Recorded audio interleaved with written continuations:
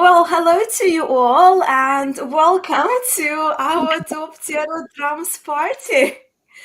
As you can see, my friends, we have quite a great group of people here. So I just wanted to first say hello to you, to my guests, my Zero friends on YouTube, and welcome to our end of the year live event. And also welcome to everyone who is joining us. Let me just see that we are all fine on technology. I don't know if you can check on yours, but I think we should be fine. It shows that it's all working. I can see the chat. Lots of people here. You can see the chat Yeah, and the streaming. I can see the Is streaming it? too. Okay, awesome. Yeah, perfect. Yeah, because on my phone, I think it's just a bit delayed. So yeah, for those of us who joining us in the chat, hello to you. And I know some of you participated in Top Zero Drums on YouTube and some of you did it on Instagram. So welcome to all. And yeah, so before we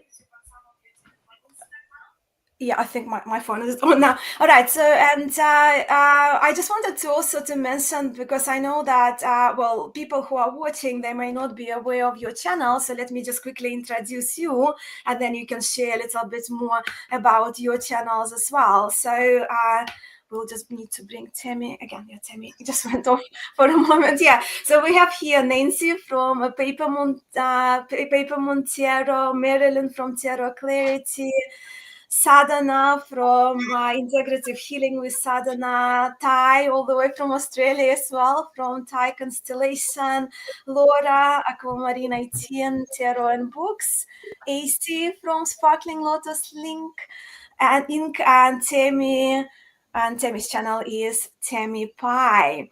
So yeah, can you just please share a little bit more about you and your channel to those people who don't know of your channels and what you do? And Starting. Nancy, again, you're next to me on the screen, so let's go this way. Okay.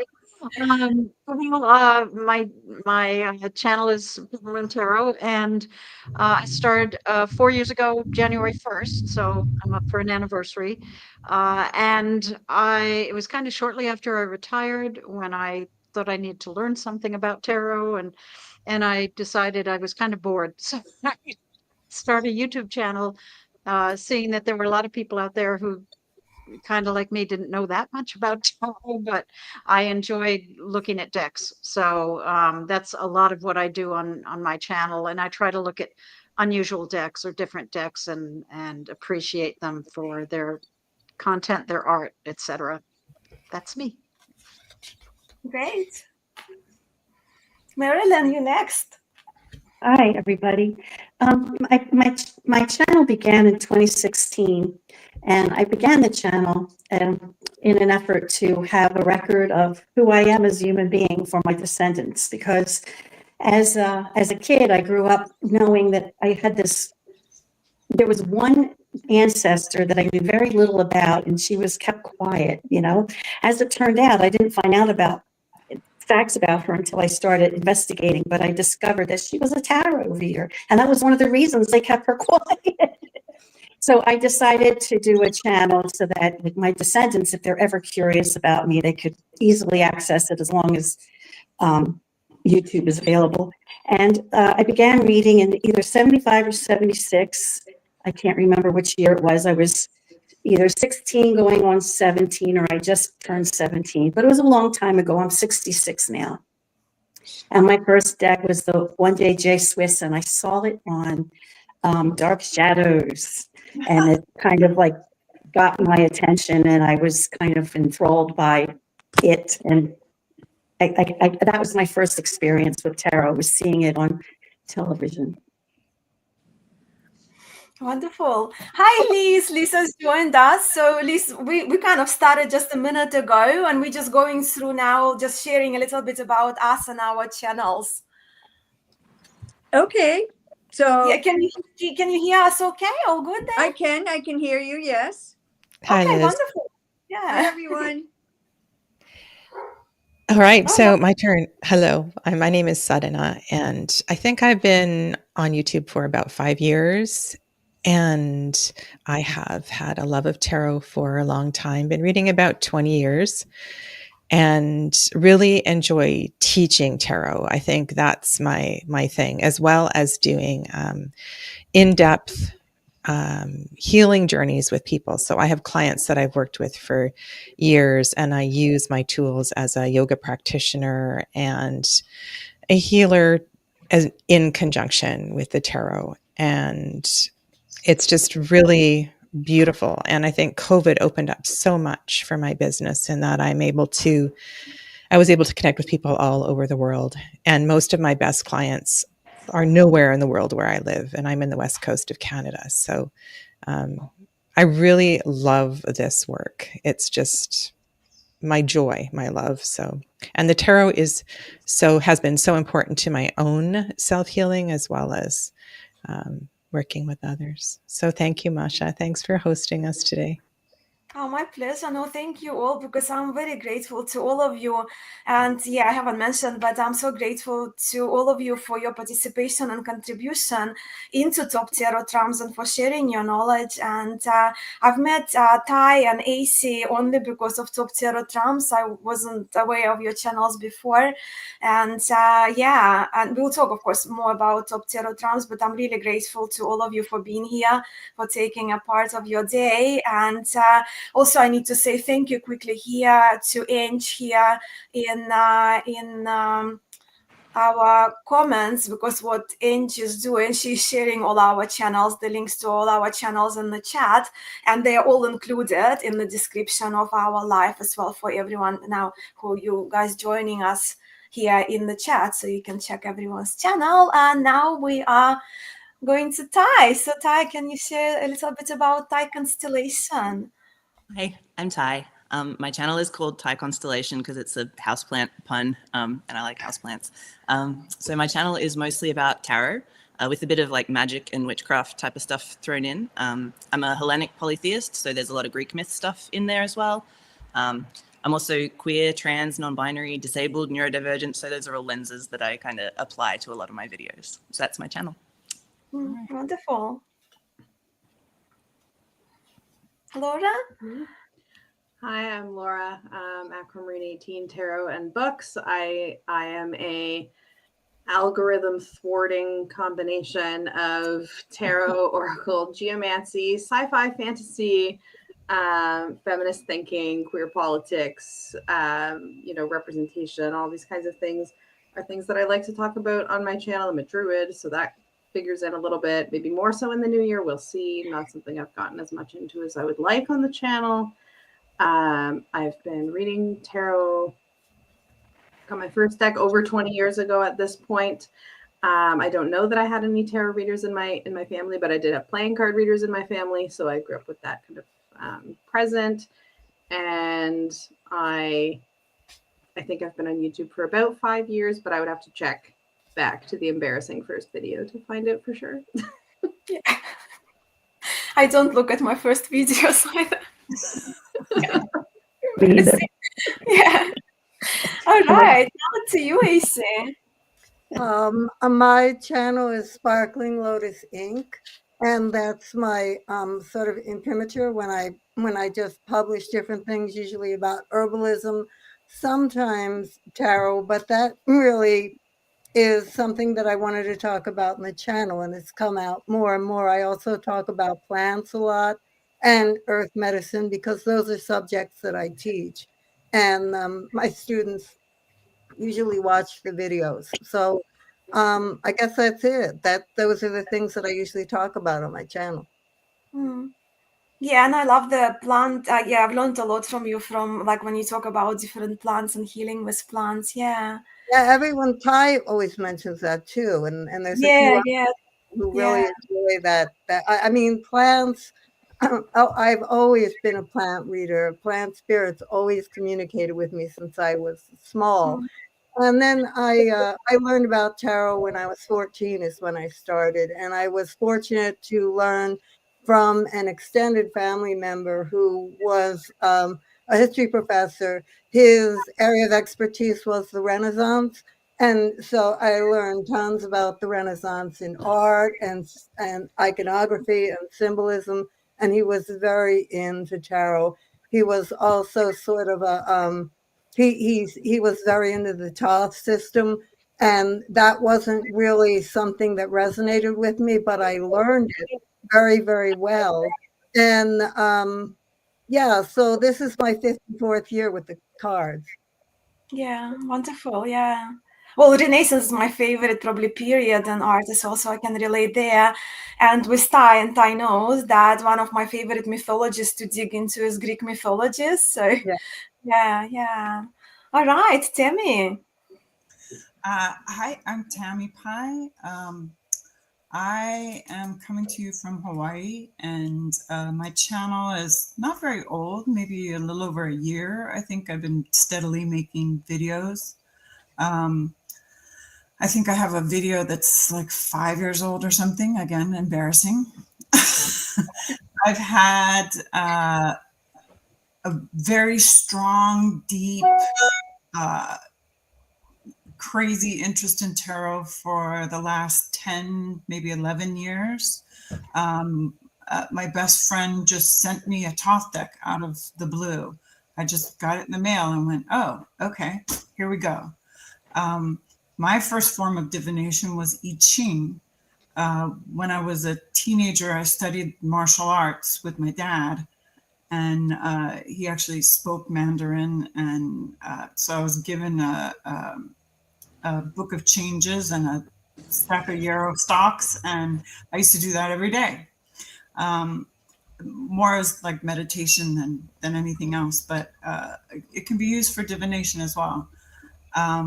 So figuring out the Thoth system all by myself was kind of tricky. And then much later, I learned that my stepmother was actually a Thoth reader, and I didn't even know. So I've had a really good time with it, and I'm happy to be on YouTube, happy to meet you all, happy to learn from everyone. It's really enlightening. Yeah, great. Thank you. And just saying that you've been, you may be newer to creating content, but you've been a huge supporter in the chats for years. Yeah. Yeah, I mean, I've known of you way before, right before you started your channel and through the courses as well. Yeah. Pelly and the Truth and Story and Simon and yeah. Yeah. And hello to you, Liz. Hi, Are you so everyone. I welcome? made it. I'm so happy. You made it. So my channel is, I started as what they call a lurker on YouTube. And then, I mean, I basically just started a channel because I wanted to be able to comment. And I wrote these big, long dissertations for comments. And then, you know, I kept having people say, you should do videos. And what was holding me back wasn't like being shy or anything. It was technology. I was afraid I wouldn't know what to do. And you know what? I still don't really like my videos are rough and raw. I don't edit. It's like what you see is what you get. And so I'm also an herbalist. And so herbalism is a big part of what I do. And I do talk about herbs on my channel, but mainly tarot. And then I also talk about, or I like to have discussions about magic as social activism. Like, how can I use magic to I am a social activist, but like, how can I do spell work and other kinds of magic, tarot reading, and so forth as a social activist? So those are, I'd say, the three main things that I talk about. And I also, I guess I've been reading tarot since the 80s. My first deck was the Mother Piece. And I remember I was, you know, into witch stuff back then, but not the tarot, because it was, I don't know, the Rider-Waite-Smith and those decks just didn't appeal to me. And then I was in a witch store in Cambridge, Massachusetts, and I stumbled across the Mother Piece deck, and I was like, wait a minute, wait a minute, feminism and tarot? Yay. And so that's what got me into tarot. Wonderful. Yeah, my first deck was Centennial RWS, which is probably boring, right? Which I got in Tasmania in 2015. And now we had, well, Marilyn shared her first deck, Acey, Tammy, and Liz also. The rest of you, what was your first deck and how, like briefly, if you can share how your tarot practice began? So my first deck was, I would say, the deck that I would least recommend anybody get for their first deck, which is a deck called the Jonathan D. Tarot Pack, or that's what it was called when I got it. And it came in a big purple box, and like my grandmother and mother picked up because it was purple, you know. And it's a Marseille Smithwaite mashup. So like 3/4 of the minors are Marseille, but then there's the odd one thrown in that's very Smithwaite. It's color coded. It has color coded suits, so that's fun. And I really like the art style. I still have it. I would have gotten it in 2003 or something like that, but totally not a functional first deck. But it got me here. So yeah. So for you, like your tarot began pretty much with your family getting you the deck, is that it? Yeah. Yeah, amazing. Yeah. What about you, Ty? So I did oracle cards for a long time before I switched to tarot. So I only got my first tarot deck in probably 2017, I think. And what it was I inherited from my partner at the time from their ex. Also had like some of their, they had some of their belongings from their ex still. So I inherited a deck from that. So it might not have been the best kind of like energy to begin with, but it was one of those the kit where it comes with like a standard RWS and a blank one, so you can like color it in. And then of course I never finished coloring it in, and I switched to a deck that was a bit more interesting to me to begin with shortly after. And now I of course I love the Pamela Smith art, but it really helped me initially to switch to I got a like tattoo themed tarot deck, and that really helped me when I was learning. Yeah, great. Yeah. And for you, Sadhana?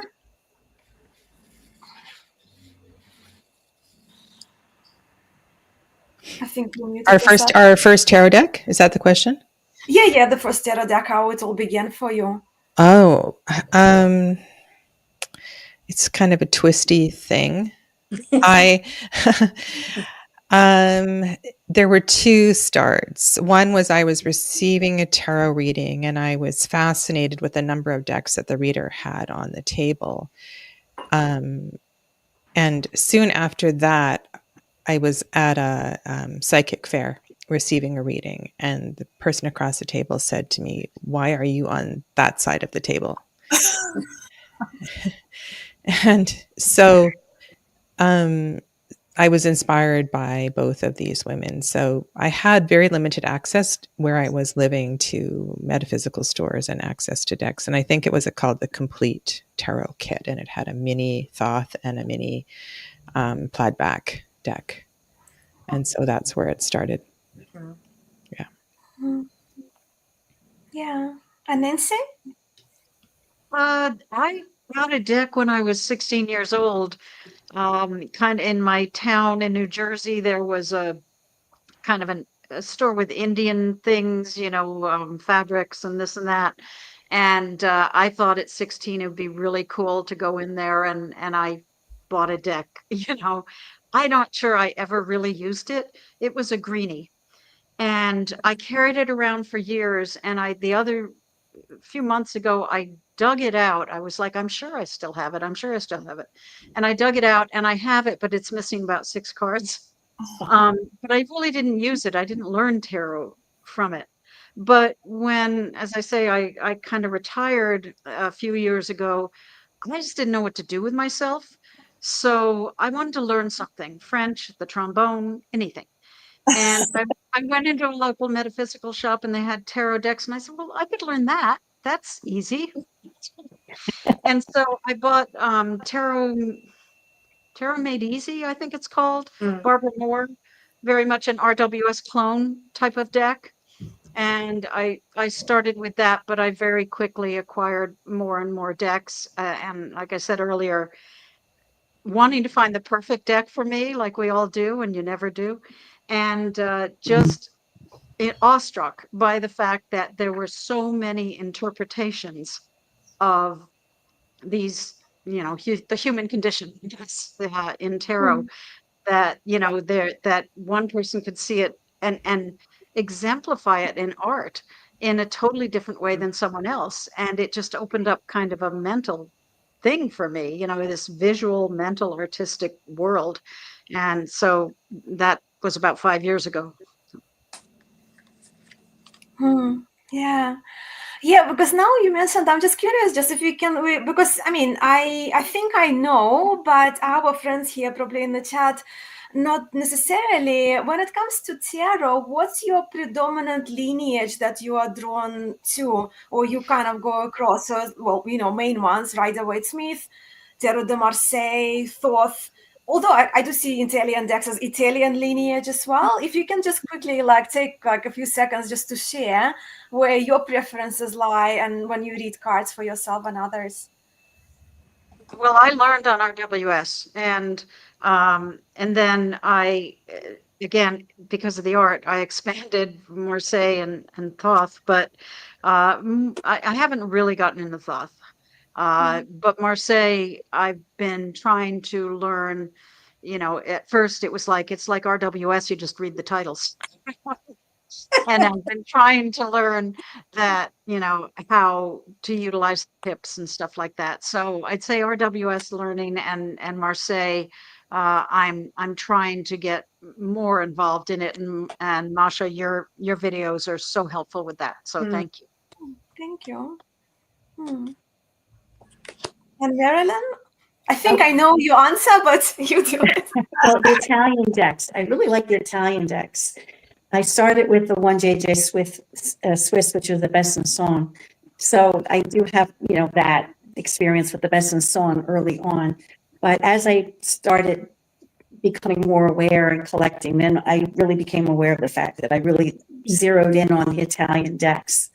And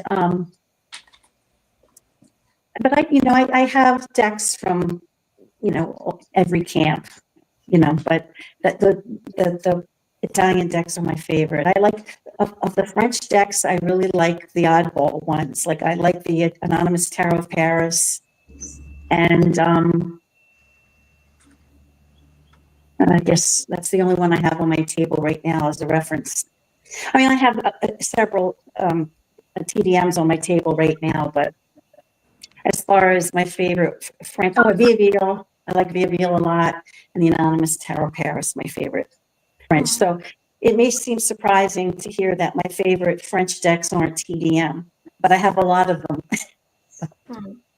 Yeah. I think many of us can share that we have decks from other lineages as well, right? Because, ultimately we love tarot, And for you, Sadhana? I think it's just the cleverness. I like decks that are really clever, and I have put a lot of energy into really finding my way through the Golden Dawn system. And when people really get that in the way that they portray the cards, I love that. But I also have a thing about, I think Mel Meline is so brilliant. The way that she incorporates everything, like the shoulders that we stand on in tarot are so complex. And of course, it's all built on older systems and lineages. And so I really can't answer that question because I use everything. My library is a working library, and there is always multiple decks from all of these systems in my little acrylic stand. So yeah, I just love the cleverness of tarot. Brilliant. Yeah, thank you. I love to hear that someone else uses an acrylic stand for putting their decks in. I have one on my table right here as well that I've got a few that I use really frequently. I need one. A lot of the decks that I have, I think they're definitely RWS based, but I'll also, it feels like an admission to say, I'll admit that I still use a lot of Oracle decks as well. So it's kind of, I split sort of 50-50 Tarot and Oracle. Great.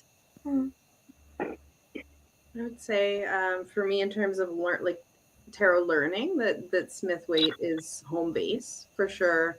I read a fair amount of Marseille as well, and if I had to name a lineage at this point, it's kind of a Smith-Waite, Marseille, both of those. But I would say that I work with a lot of decks that are fairly unconventional, that are less in alignment with those kind of traditions, and a lot of like what folks will say is like fancy pips or pips plus or pips with feeling. This kind of like they're not Marseille in any traditional sense, but are more pip leading. Yeah, great. Yeah. I don't really feel married to anyone's system. I'm attracted to artwork, and if something hits me, it doesn't necessarily have to be clever, but I do like something that's a little bit sly and a little bit knowing. And I also like things that are very visually beautiful. Um, and it's really about the artwork and whether it resonates with me, because I'm mostly an intuitive reader. That wasn't always true, but since my brain injury, I can't really rely on my cognitive memory. I have to rely on emotional and intuitive ideas. So that's always based on the artwork. And so I think that I have my collection kind of spans everything because it's about the artwork and it's about whether it just hits me. And if it does hit me, then I know I will be able to read it for myself. I will be able to read it for others. And it won't matter so much if I forget the standard meanings, because the intuition rises up and fills in that gap. Great. For me, it's Thoth. I mean, when I think of the archetypes, Thoth pops into my head. But I also really love intuitive reading with a very deep, beautiful artwork. Things like the Playful Heart that have little shadows of, little moments, or heavily themed decks. Like the Star Trek deck was just so surprisingly fun for me. The Supernatural deck was really fun for me. And so I think even though I could read with just about anything, my preference really is still Thoth.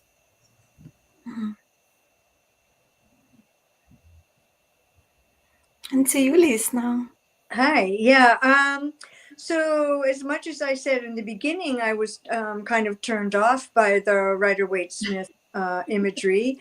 That is really the deck that I learned on eventually when I really decided I'm going to learn tarot. So I do like Pixie's artwork, but I do like the decks that are more inclusive and have diversity in them. As I said, I like to marry social activism with my magical work. And so I tend to like decks that also do that. So like Fifth Spirit and Next World and the Delta Enduring and to name a few, Gay Marseille. And so I do tend to lean towards Rider-Waite-Smith. But as you mentioned, I also find that the artwork needs to speak to me. And I really am wanting to learn more, work more with Tarot de Marseille. My great grandmother was from Marseille, and so I feel like I gotta get this system down. But I don't like the color palette of some of those older decks. I was in Marseille last fall, and I'm like, I'm buying a deck here in Marseille. That's going to be my ancestral deck. So I got Jean Noblet. So I have that. But the Marseille deck that's really doing it for me is Gay Marseille, Charlie Claire Burgess. I'm loving this deck so much. And the pips aren't strictly Tarot de Marseille pips. They have a little bit more illustration in them. And I love the color palette and I love the guidebook. So that's where I'm at. Great. I'm so jealous. I would love to go to Marseille. You must. Oh, you're in Australia. That's right. It's a Yeah, haul. yeah, we're far away from everyone, but still, last year I went to Europe. I'm actually planning to go to Europe next year again. So, yeah, we have here the Creatrix Way, Luna. Luna also was participating, has been participating in Top Tarot Trams here on YouTube. So that for her, it's RWS Illustrated Minor Arcana is a huge thing for her. Right. So now to Top Tarot Trams, I must say, confess, when I started the project in the beginning of 2024 and I invited you to participate, I really couldn't have dreamt of or even expected like half of the response that we've been getting. And it's been so exciting for me to follow everyone. And for those of you, my friends who are on the screen with me today, it's just been so fascinating for me to see your perspective, your understanding of the cards, but also the variety of decks that I wouldn't have heard of at all if it wasn't for you, and especially when you described why certain cards and certain artwork stood out to you. So yeah, that's been it's been very important for me personally to learn from you all this year, and I'm really grateful. But do you have any reflections? Because I've seen your videos, of course, most of your videos. You the common thread is that you all have had fun and you enjoyed the challenge.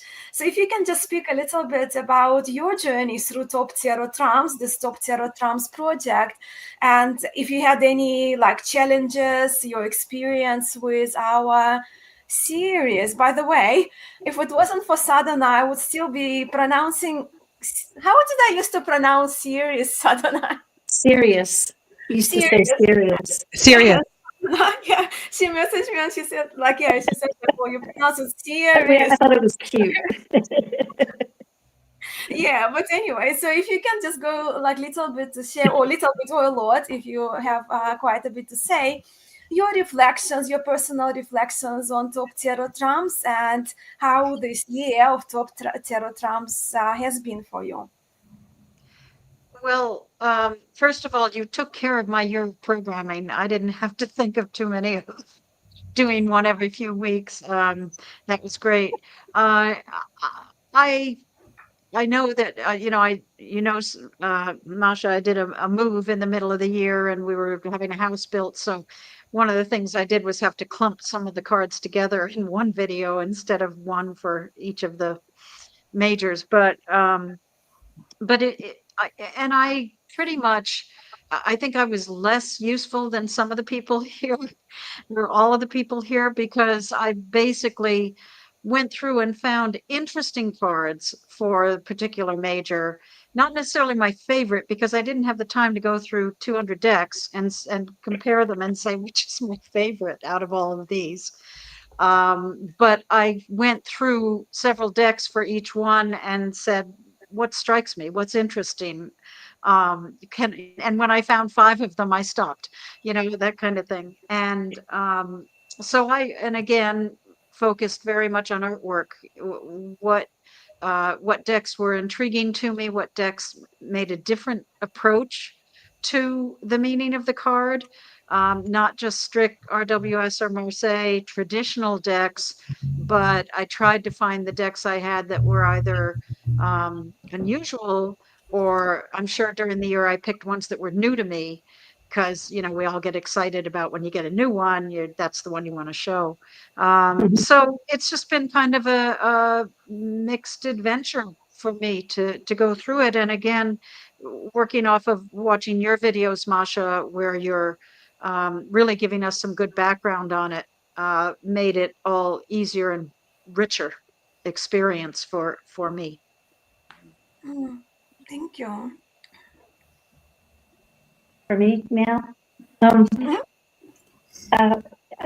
one thing, I also have a few decks and a few too many to really look at every deck to see which one I like the best. So most of the time when I would do a reading on the channel, if I spotted a card that I thought would work well for this series, I'd pull it aside, that kind of thing.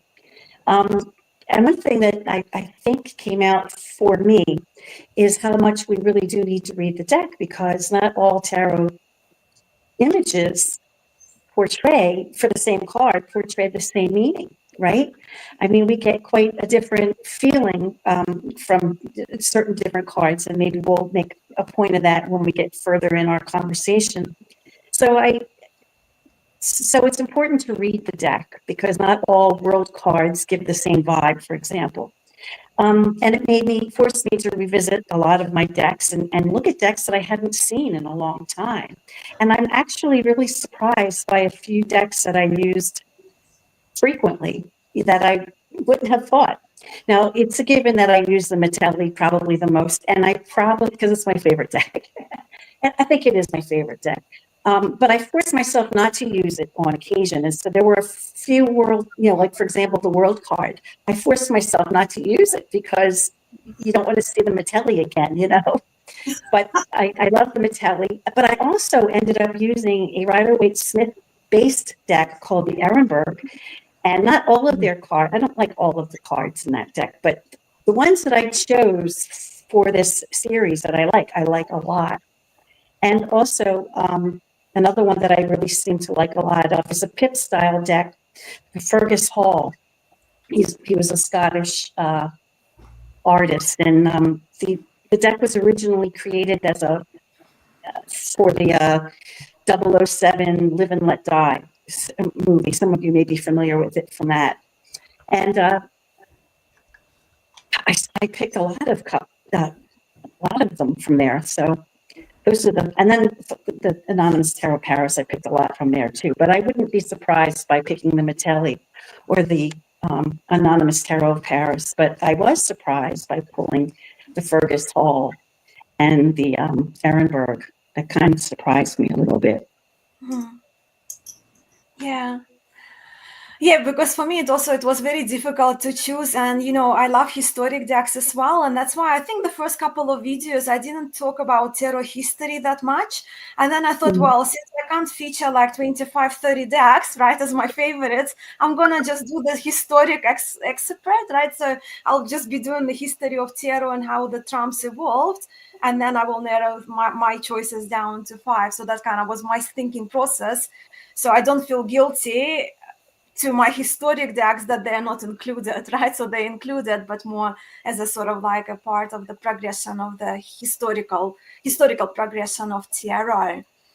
Yeah. All right. We are back to you, Sadhana. Well, do you know the Alley Man Tarot, that project? So before that project came out, I did a video called 78 Cards, 78 Decks. And I created it as a tarot challenge. I don't think anybody responded to it. And I disciplined myself to find 78 cards from 78 different decks. And the trouble is, of course, they're all different sizes, so you can't ever use it. And what Dane Seven, I'm sorry, I can't remember his name, or their name, did with Alley Man was so clever in the way that he reconfigured the sizes of those cards and the borders and had it all fit into one deck. That was amazing.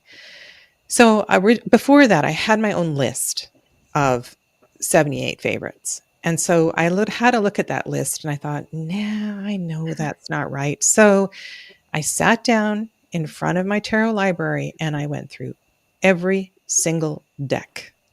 Wow. And started to make a list of favorites. And for some trumps, there was a list of 20 cards. And for some trumps, it was kind of hard actually to find 5. And it was a really interesting process. And because in the process, and because I love Excel spreadsheets and I'm such a nerd, I started top tarot minors simultaneously because I couldn't not do it because there's just so many gorgeous minor cards as well too. So yeah, it was just a pleasure. It helped me to reorganize my whole tarot library, and I had so much fun. Great.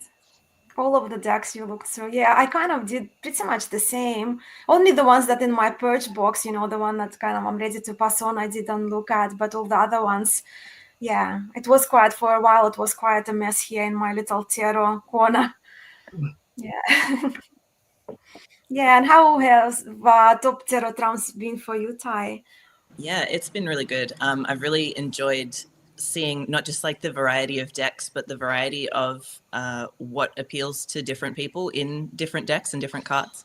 And for me as well, fairly early on, I kind of took the concept and ran with it a little bit, and started doing a bit of almost like a thesis or a central point or argument per video. So for me, it really helped to clarify like what are the main themes of each of these cards and what are my preferred sort of like associations and stories and things that relate to each of the cards. So it was, really, really helpful for me to, I guess, get better clarity about my own preferred interpretations was the biggest benefit. Also, I really loved, Mascha, seeing all of the historical videos. I know that wasn't exactly like where you intended to start the series, but once you split them up, I was like, this is great. I love having a whole video of like seeing how they progressed all through the years. It's like so fascinating. So yeah.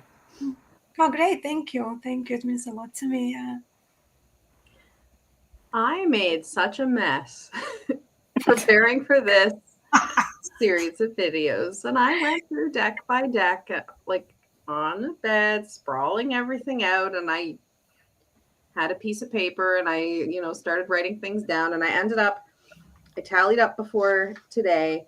I ended up including 51 decks across the whole time. One of which is actually not in my collection that I showed as like a photo insert because I don't have it, but I included 51 decks. And I didn't necessarily do this consciously, but I feel like fairly early on, I settled on the approach of not necessarily picking favorites.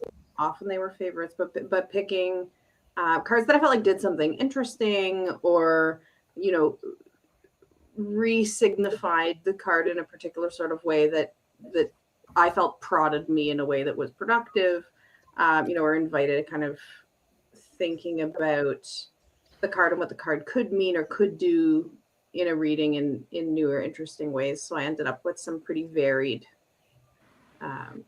sets. I initially said I was going to do 5 cards per video. I think I got to about the 3rd video before I broke that rule with 6 or 7. So I was a bit all over the place in that way, but so it goes. Yeah. I was pretty good apart from the celestials, my star, sun, and moon. I did, I think, 10 cards and I just rolled with that. Yeah.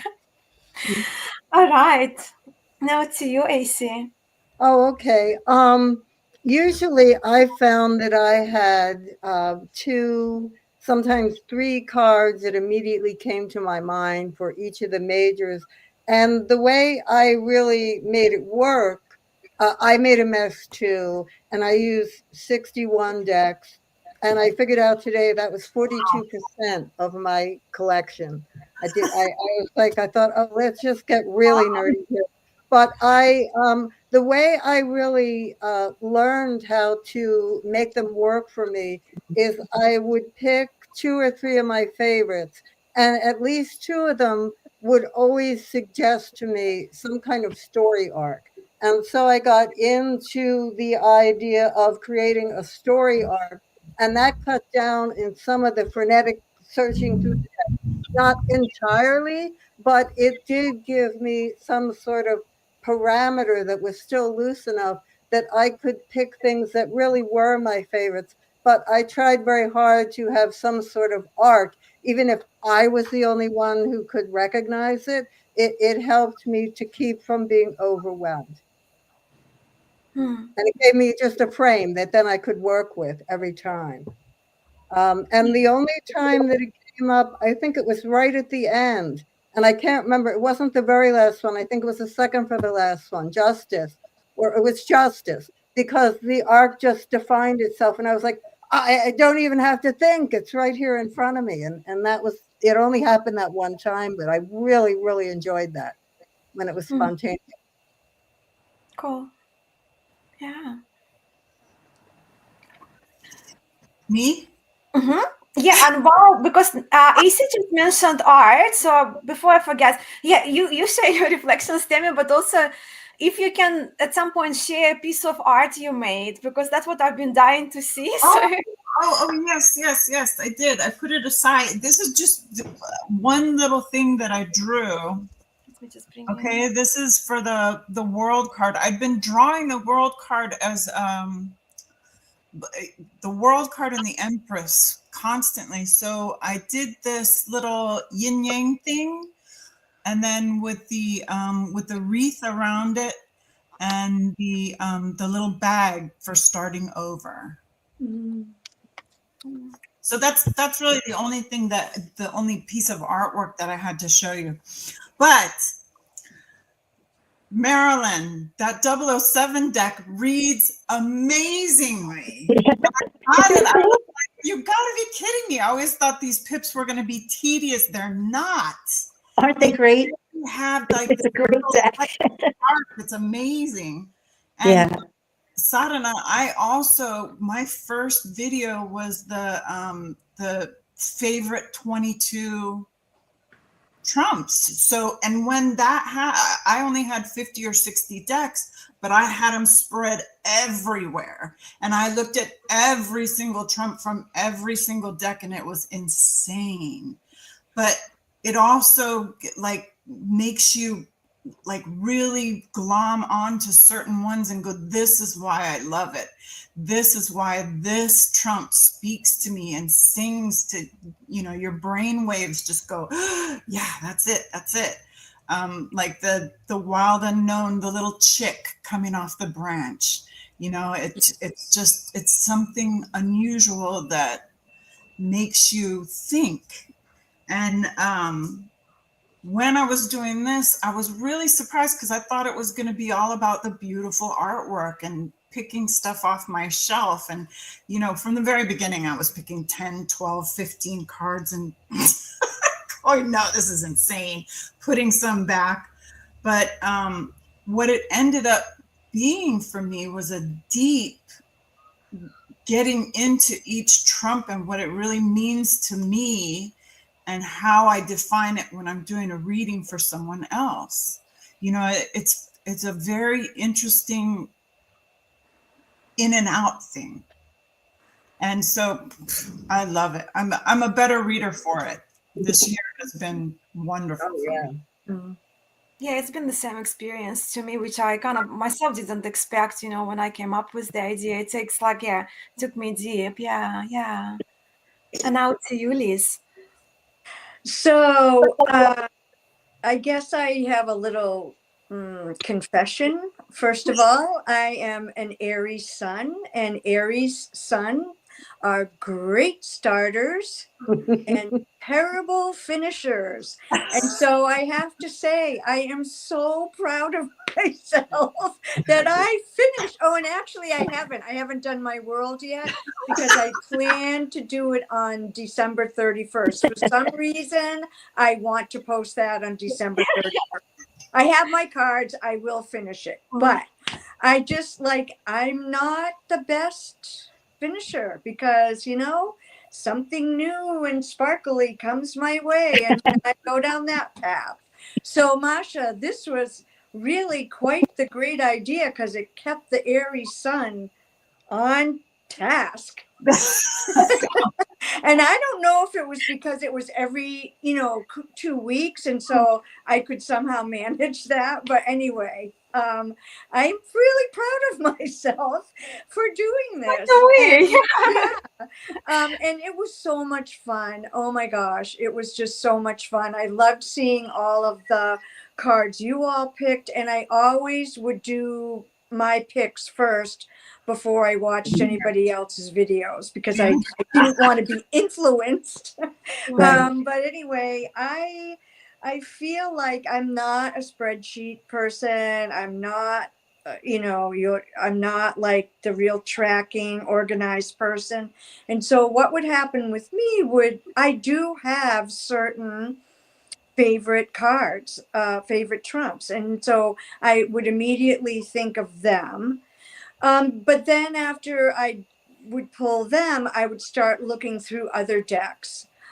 Or as I was reading cards, a trump would come up and I would think, oh my gosh, that's right. That's a beautiful hermit. I've got to put that in my hermit video or whatever. So I didn't really have an organized approach. It was just, what did I think of that were my favorites? And, you know, as I was reading and using the decks, and when I came to each particular trump, I would, as I said, pull out the ones that came to mind quickly, and then I would look through my many other decks to see if I could find other ones. And I have to say, I was one of those people that often had more than 5.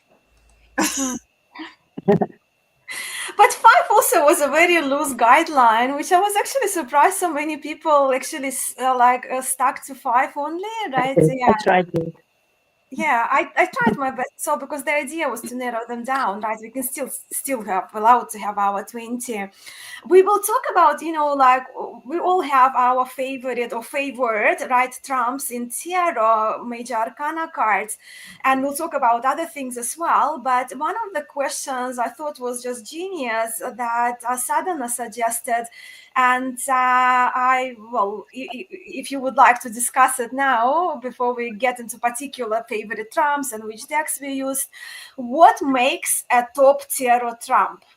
It's a brilliant question, isn't it? So thank you so much, Sadhana. So yeah, what makes a top tarot trump? And Well, yeah, but for me, it's a combination of the art being appealing. You know, it doesn't have to be beautiful. It could be just well done art or interesting art, and not kind of routine Disney romance novel cover art is not my thing. So it's the artwork being appealing. But the next thing is that the artist has done something a bit different in trying to get the idea across. And I think of 2 cards that exemplify that.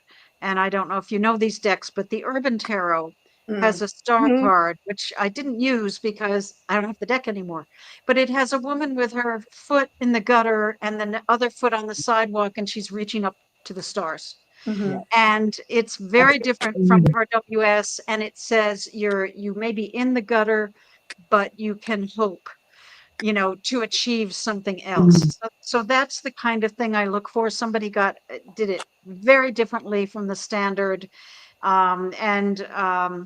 Another one I think of is in the 78 Carnival, and this is not a major, but it's the 8 of Wands, which always bores me because they're all the same. They're all these wands shooting through the air. I hate that card. But this one had a person being shot out of a cannon for the carnival. And I was like, of course that's speed, of course it's action, and it's different. And it may say something else about the speed, you know, if you're taking the risk to being shot out of the cannon. So I look for the cards that come into it with a totally different angle or a slightly different angle that I say, you know, it makes me learn something. It makes me look at it a different way. So it's a combination of the art and that kind of unusual approach to the card meaning. That's a top tier. yeah, great. Yeah, you can just jump in if you kind of want to share now. If you're ready, you can just jump It just in. seems easy to go like next. What do you guys think? Does that work? We could do it backwards too. We could start with Liz and go backwards sometimes too. And then we can create X pattern, whatever, like corners. Like a Lenormand, you know, like a mini tableau, 9 cards. Well, if I'm next, keeping with what others have said before, I would think of what a card means to me, like what my own like keyword might be for that, right? But not one card could express all the key points that I might have. So what I tried to do was just look at decks that might have a different perspective from another, and that was the point that I really became, conscious of while I was doing this, was to read the deck, because not all the full cards will give the same message or whatever. So I tried to pick cards that showed different perspectives of the same card, like different points of view or different meanings, or things that were brought out differently. I tried to do those. For those kinds of decks, I really enjoyed, like the Karen. I have these aren't cards I use for like consistently, but every now and then, I'd find, like a card from the Perrin, or a card from the African American Tarot, or the Grand Circus and Sideshow Tarot. I got a couple from that deck. So I just, like everybody else, I was looking for the art. I was looking, sometimes I'm drawn in by color, and also a clever or different perspective or point of view for that particular card. Maybe one that's not standard, on other tarot decks. Yeah. Okay. Okay. Ty, can you go? My dogs are about to bark like crazy. Yeah, sure. So I have to like the art. I'm the same. Like, it's really important to me. I'm fairly specific about, especially people. It's a deal breaker for me if the way that people are drawn in a particular deck is like off-putting for me. It makes it really hard for me to read that deck. Like, there's one that I have called Forest of Enchantment, where I love all of the cards that have like critters and animals on them, but some of the way that like some of the people are drawn, I don't like it so much, so I never end up using that deck. So it's definitely like the art is important for me. But then also I like to be able to tell what the card is at a glance. I know there are a lot of decks, especially like a lot of newer decks. I find them hard to read because the art is too similar, or too similarly colored, or too similar style between all the different mages. So I like to be able to know exactly what that card is as soon as I see it. And then also, it's a bonus for me if it connects to me on a personal level. Like, my favorite card out of this whole thing was the Lovers from the Fyodor Pavlov, because that's got trans bodies depicted and like adored and, praised. So seeing something that I can connect to personally, or that I feel, represented or understand on a personal level, is pretty important to me as well. Yeah, for me, I think it's all of these things, right? Like an arresting, like an artwork that just captures me can be a top tarot trump. Something that I feel really emotionally connected to. Some of those will come up, I'm sure, can be a top tarot trump. I like to see the ways that artists in their own kind of style and theme of whatever deck that they're doing, if there is a theme, bring together their unique, the medium that they're using, and their vision, and their style, and their theme, and their orientation as an artist, with this kind of series of traditions, and come up with something that makes sense. And I also like a card that pushes me. I like a card that stretches my understanding of what, like, I don't think that the meanings of any of these cards are static, right? I think that they can be really expansive. And so I like a card that I can see, and I know, that's definitely that's definitely a lover's card, whatever card that it is, but also like, oh, I didn't think about that card in that way before, and I feel gratitude for the fact that now I can. Like, I think that that's really special. Absolutely. Okay, I need a really strong visual click that immediately gives me a sense of emotional and energetic connection. The mental stuff comes later. That's always been who I am. I'm fire and water, so I want it to hook right in, and then I can flow with it. Either burn it up or just turn it into a river that goes all the way to the ocean. And so I really think that's what I need in order to relate to a deck overall, and to relate to individual cards. I need a really, really powerful kind of hit you in the solar plexus, and then it goes up to the heart, and it goes down to the root, and you feel grounded and in love. That's how I do it. Wow. Thank you. Me? Mhm. I think sometimes it's just the latest love, the latest deck you have that is just hitting you upside the head with something. Wow, what a great idea. There's been a few decks in the last couple of years that don't even mark the cards. And I found it interesting to read with those decks because sometimes it doesn't even matter. As long as the general idea is there, you know, we're talking about the moon, we're talking about fire, we're talking about the earth, we're talking about secrets, we're talking about motion, you know, as long as that general idea is there, then we can grab a hold of it. I mean, it's really nice to have the archetype laid out for us so that, you know, when you're sitting there with your cards, you're not going, but also, you know, like Acey is saying, when that card grabs a hold of your eyeballs and speaks to your brain in an emotional way, sometimes you can pick up on stuff that people are just like, wow, where did you get that? How did you know that? And it's one of the weird things about tarot. And, you know, in a majors only deck, you really get to chew on those big things. It's, yeah, top tarot.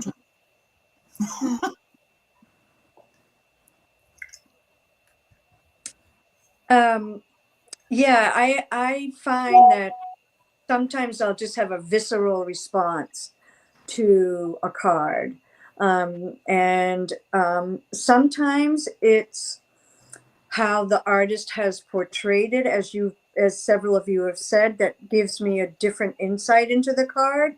Sometimes it's been renamed in a way that makes me think of that card in a way that's different from how I've ever thought of it. And then, as I've mentioned several times already, I do like a deck that has social commentary, has something to say in that way as well. So I do think it's a visual. It's a visual that gives me a visceral response. Yeah, great. Thank you. We had a comment from Ange from Roots and Waves. For her, what makes a top tarot trumps? A card that makes me feel the energy of that archetype. The artwork must draw me in so I can really step into the card. The colors and lighting really pull me in. Yeah, I agree with everything what you all have said as well. For me, because most of us really are, I mean, I know some people, they kind of rely on meanings, right? They learn for the cards, but ultimately we kind of become pictorial readers, right? Especially when we get a bit of experience with tarot in the beginning, of course, we rely on books, but then we begin to see, right? And that's why we love our decks, because every deck is different, because interpretation and the image is different for us to draw from. So for me, that art and that kind of the story behind the image is very important. That's why I like themed decks, some of them, you know, and I featured on my channel like a Slavic themed deck, yogic themed deck, mythological decks, right? Because the story grabs me in, and especially if it was done in a smart way, that it really kind of fits, but that's actually not just fits into the top tarot trump, but it actually expands on it, and I like it. And for me, also, what makes a top tarot trump for me when I kind of selected my cards is if I use the trump cards and do a reading for my friends who may know tarot well or may not know tarot at all, and what I'm after, would they be able to see through the selection of 3 cards what I see in them? Of course, I can interpret them more, but would we share the same kind of experience of what we see as the story unfolds? So for me, in a way, it's also for me to make a top tarot trump, it needs to be kind of a trump from the deck when I know that if I put 3 cards together, it's not only me who will see it, not only my response, but also people I read for if I choose this deck for them. Yeah. All right, so now to our personal favorite trump cards. So, do you have a card of the major arcana, or maybe a few, right? That it's probably would be the first, like if you go to the shop and the decks are open, what would be the first card that you will kind of look through the deck to find that you absolutely need to either like, or the card that may absolutely need to challenge you? And if you have an Um, example of a card like that, please feel free to share. Yeah. okay. I have four, and I'll try to be quick. Um, the first one is the Strength card, and this is a Strength card from the Wanderer's Tarot, which I love because it's different. She's not hugging a lion; she's a child. She has a lemniscate over her head. It's a pretty frightening creature, but anyway, it's just done differently, and that's from the Wanderer's Tarot. I love the Strength card because it's usually beautiful. It has an animal and love of animals in it, which I love animals. But it also, I think, is a layered card. It's like you're trying to control certain things. You're trying to embrace a certain wildness in you. I mean, I think it's more interesting to me than like the Hermit, which is getting away from things. But this is more intricate to me, the Strength card. And it's also quite often a beautiful card. The Moon card is the next one, and I like that because this is from Zeke's Arcana, and I love that it's sort of it's got the water down here. It's got faces embedded in the landscape, so things buried and hidden. It's got the crustaceans and the wolf and the dog and these two tower things, and there's a moon in this dog's tail. But I like when I first was learning tarot, it was like the moon is mystery. I thought that was really cool, you know. And it's more than that. It's hidden dark things and so forth. But it's again usually a beautiful card, and again intriguing. Just the idea of mystery is kind of intriguing to me. Um, the Tower card is another card that I like, and this is from the Lily White Tarot. And this is what I was talking about in a different interpretation. If you were a deer and it was a young deer and it was the first time your antlers fell off, you'd be like, "Oh my God, you know, it's chaos, it's change, it's sudden change that you didn't expect." But it's not the end of things, you know. And I love the Lily White interpretation, but the Tower is one that often has, again, fantastic art, beautiful, explosive things happening. And it's also a card that um, I think, like the mystery of the moon, the chaos of the Tower has a lot of impact as a card. So I kind of love to look for that card. And then finally, the star, again, because it's beautiful quite often, but it also represents hope. And I love this one from Remembering the Sweet Fool Tarot. It's like a dandelion gone to seed that you blow on and you make a wish.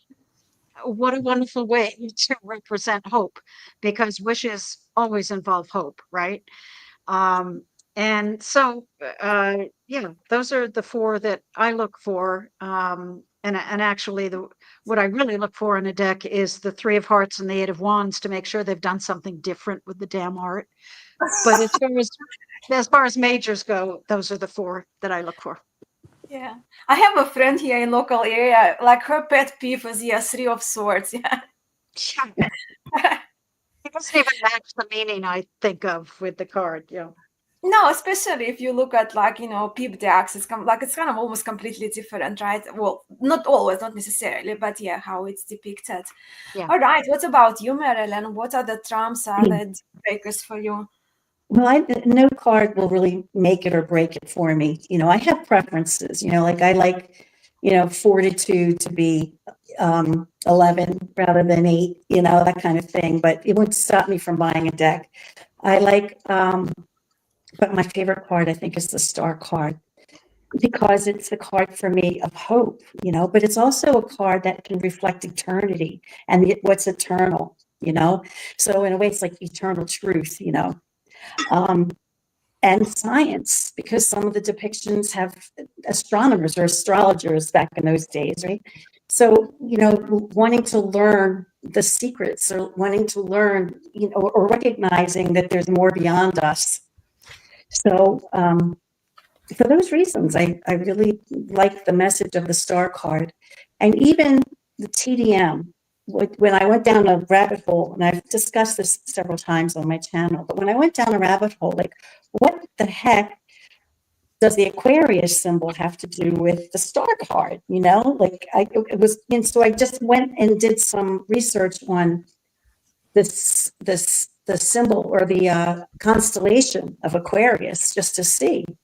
And, I learned that this is another reason why I love tarot, because I'm always learning, and I'm trying to make connections. If I don't understand it, I make an effort to look it up or something, And the sign of the constellation Aquarius would pop up in the sky in the Middle East when it was most fortuitous to, like, irrigate your land, so that meant opportunity. And I thought, wow, what a great understanding of the star card for hope, because it means opportunity.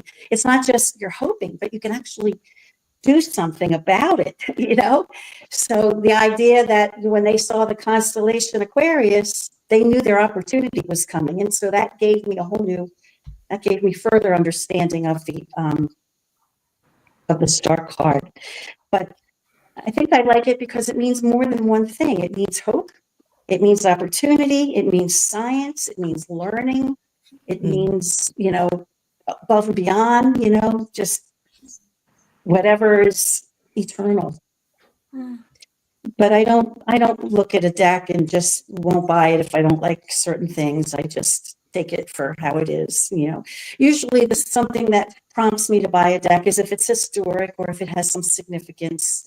And then, other than that, sometimes I'll just buy a deck because it's not real expensive. And I try to connect my, viewers, tarot doesn't have to be elitist where you're spending $200 on a deck, or $100 on a deck, right? Sometimes there's some great decks that I find that'll are $10, or so I try, so I have a variety of reasons for why I might purchase a deck. They're not all the same. Yeah, great. And for you, Sadhana, do you tend to... It's so interesting. Yeah. I think it has to do with when a deck captures yogic associations, because that's who I am at my heart, at my root, is those teachings that have been embedded in me. And this is the Hermit card from the Lily White, and it's an amazing deck. I have touted this deck ever since it came into my hand. And here, this vulnerable young woman is in a uterus, and I can talk about so many layers and levels here. And not very often would I talk about the sacral chakra with the Hermit card. And there are so many layers to the Hermit, that I find absolutely fascinating. And this is a deck that really surprised me how many cards I actually chose for this series. This is the Hermit from the Primordial Tarot. And you can see the Hermit is either in the hip socket or the shoulder socket of this prehistoric creature. And if the Hermit is in the hip socket of the primordial creature, it's saying the same thing that is in this card right here. And it's so interesting. And then I go on these rabbit holes and think, well, why all these waves in the Marielle Tarot in the Hermit card?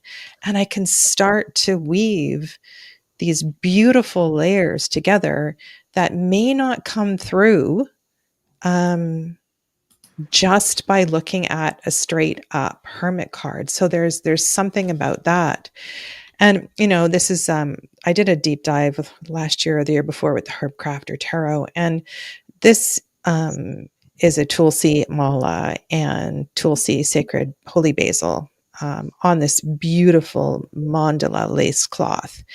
And again, for the 20th Arcanum, this for me has always been this precipice of, it's like if you take the red pill, you can't unsee it. You can't go back. And so there's something about the 20th Arcanum that is very, very powerful to me. And I really like what happened in the Wildwood Tarot, this meditation that was built in with the Judgment card that takes you to this place of in between, where you can journey between worlds, between your ancestral connections and your present life here. So I think when a tarot deck, so I'm kind of answering two questions at the same time. I didn't answer the last one. So a top tarot trump adds these layers of that really hit me at the core of who I am. And of course the art, because art is energy. Art is energy. It's color, and chakra work is energy, and all of the layers of the zodiac are energy as well too. And one of the things, I held up this card before, this is Mel Maline's adjustment card, and I love it when the adjustment, it's called karma or adjustment, and you really get this idea of something other than legal justice, because this is such a basic life concept that most queerants don't understand. And so, yeah, enough said. Thank you. For me, one of the ones that I tend to look for is death.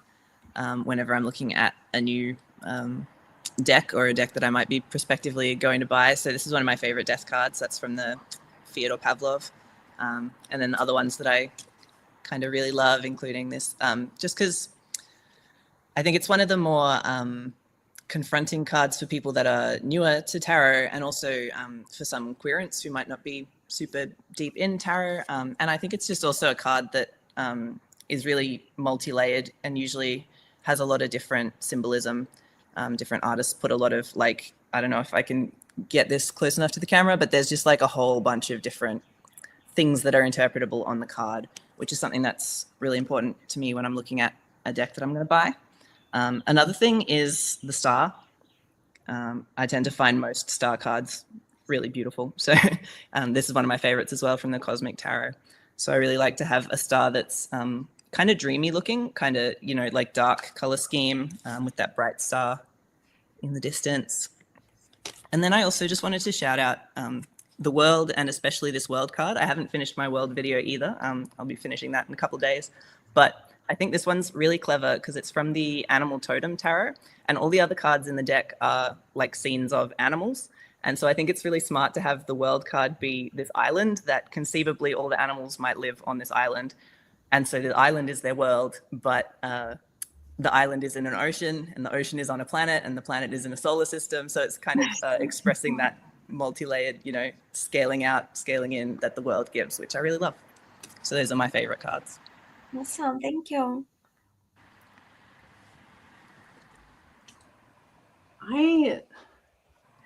I like to look at every card in a deck at this point before I get a deck, because I feel like, I am someone who's kind of looked at decks and then had one card and be like, nope, like one depiction can totally tank it for me, because it's like, if I get this,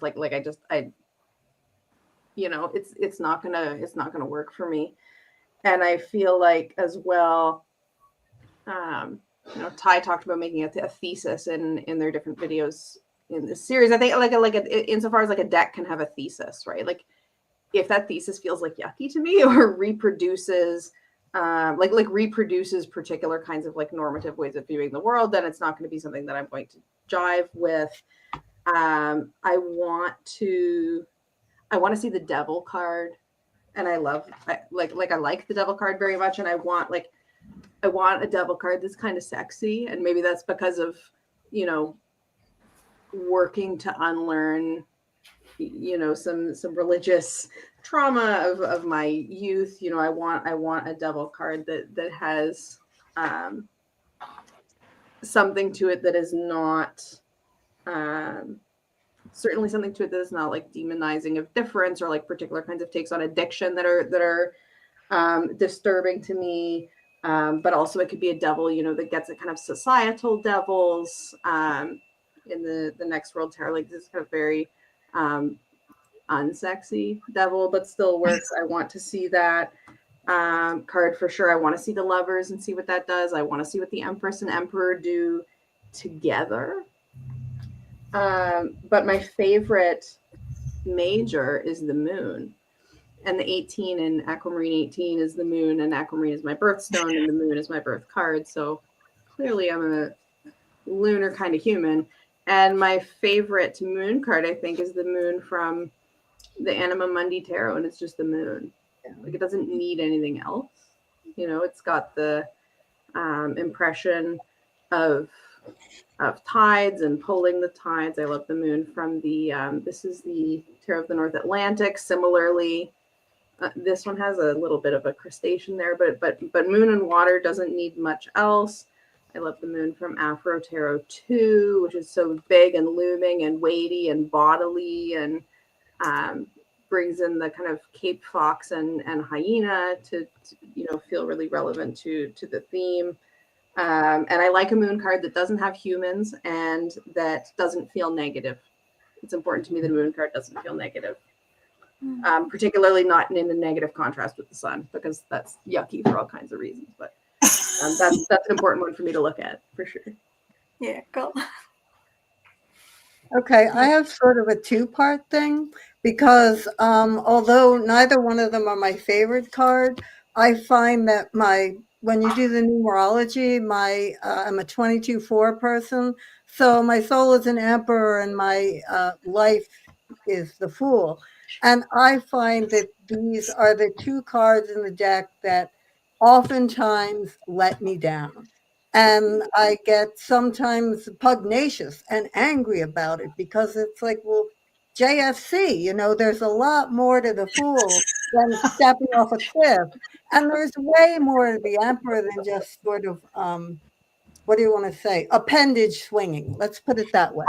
So these are two of my favorite fools. I'm using cards that I actually used in the series. Here are my favorite fool cards. This is from the St. Croix deck, and it's a contrary medicine walker. I have contrary medicine, so this really, really speaks to me. There's a lot of power there. And I like the idea of him evoking his or their shadow and playing with it. I just love this card. And then I love this, which is more like a Buddha, blue Buddha, kind of a fool. And I just like how deep they are. And that's what I try to find. I try to find some depth. I try to find some kind of way in. And then the same thing with the Emperor. This is the Emperor card that is from the Way Home Tarot. And I really like the fact that this is all about thinking in an evergreen, in a kind of something that is going to think past your own lifespan, and something that is going to be evergreen for your constituents, for the people that you rule. And this one was not in the top Tarot Trumps because I just got this deck. This is from the When Women Had Wings deck. And I love this Emperor. This Emperor is badass. But you can tell that also this is an emperor who will stand and wait to see what you're bringing to the table before he shows everything that he's made of. So that's part one. My favorite cards in the deck are actually Strength. This is my all-time favorite Strength card. I love this card. I absolutely adore this card. And then this is another one I like very much. This is from the American Renaissance Tarot. And this is Lydia Child, who was a activist this at the time of the westward expansion. She would go out and speak to the explorers and the settlers traveling west and let them know where they were. And it's nice to see the mountain lion for me. And I love the fact that she has a drum as well. And so that's one of my favorite cards. And they were both in my video. I also really like the Justice card. I absolutely love this one that says, take what you need and pay what you can. In the video, I talked a lot about my grandmother and how much she influenced me as a person with a very strong sense of social justice. And it had so much to do. It carried me all the way up to the fact when I went to school, my favorite professor was Howard Zinn, who certainly just picked right up where she left off with justice. And then I love this one from the Banksy deck as well. And then Temperance is another card that I like. And I love this one because it's very, very moody, and it's very, very Renaissance kind of evocative. So it takes me to more traditional decks, but I just love the visual of it. And then this Temperance card from the Daughters of the Moon. And when I first got this deck, shortly after it came out, a friend of mine who's Irish, but he lived in the UK at the time, and he had gotten this for me. And when he sent it to me, he had a note attached to this card that said, you need to alchemize some of your parts, because it can be a little bit challenging to balance fire and water almost in equal measure. That's steam, steam. So yeah, those are mine. Those are my picks. All right. So I think when you asked the question in the email, it was what are your favorite iterations of the top tarot trumps, and then also what kind of, when you're looking at a deck, what trumps do you look at? And those are different for me. Yeah. Of course, the Thoth is essential for me. It's the card that I think of the most. I love this veil going on and how she's very kind of mysterious and quiet, but super powerful. In my Supernatural Tarot, this is a really powerful female character in kind of a male-centric world. And she gets a lot done. I also love a strength card that's a little different, that isn't always necessarily just the lion or just the lady with the thing around his neck. But this one from Playful Heart, I like this whole huggy, sweet deliciousness, the feeling whole because you know you're loved and you're protected and you're doing the right thing. Strength can be such a difficult situation, and it can be kind of a boring card sometimes. This one in Raziel, this is such a queenly, regal, strong card. The Hermit is a card that I look for that kind of has to be, it's got to be a good one, right? The Wild Unknown Hermit. This is a great old card. What an interesting thing to have the tortoise sucking into his shell, but also this light burning, right? This one from Raziel. This is Moses talking to the burning bush. I mean, come on. How intense is that? How crazy is that? I love a really good Justice card too. And this one I showed in my video from Playful Heart, the fact that justice is deep inside of us, that we know when we're doing the right thing and we know when we're doing the wrong thing, right? And what else? I always look for the Devil and the Moon. The Devil and the Moon both have these kind of dual things going for him, right? The people are afraid of the devil, but also the devil is the fun guy. And the moon is beautiful, cyclical, one of the most important things that we all see, that we're all kind of weird about, but it can also, you know, cause shadows that make us kind of be afraid of it. And yeah, that's me. Perfect. Yeah. And what about you, Liz? I think you muted, Liz. You need to hold on. Let me just see if I can. Sorry, no, I got Yeah, it. all good. Yeah, all good. Sorry about that. So the cards that I look at when I'm looking at a deck that can make or break a deck for me are star strength, because I am a star strength. And so those cards are important to me. The Hermit is important to me. And the moon is important to me. And Laura and I have had discussions about how we feel about the moon card, and how, especially as Laura mentioned, in juxtaposition to the sun. The sun is positive and joyful and victory and success, and the moon is treachery and deception and blah, blah, blah. So for me, that is incredibly misogynistic. And so if I feel like in the guidebook or the art portrayal of the moon card is misogynistic, then that's a no-go for me. I love a lot of different moon cards, but the one I just pulled out is this one from Next World. I just sort of, I mean, the moon is center stage here, but I love that just being enthralled by the mystery of the moon. And I think it's kind of interesting. I don't know if you can see, but it's got this little bird that I think it borrowed from the star card. Anyway, I love this one. I love many moon cards. I think I probably had about 10 of them. And then the Hermit. So I just pulled out 2 hermits. This is from the Star Tarot by Kathy McClellan.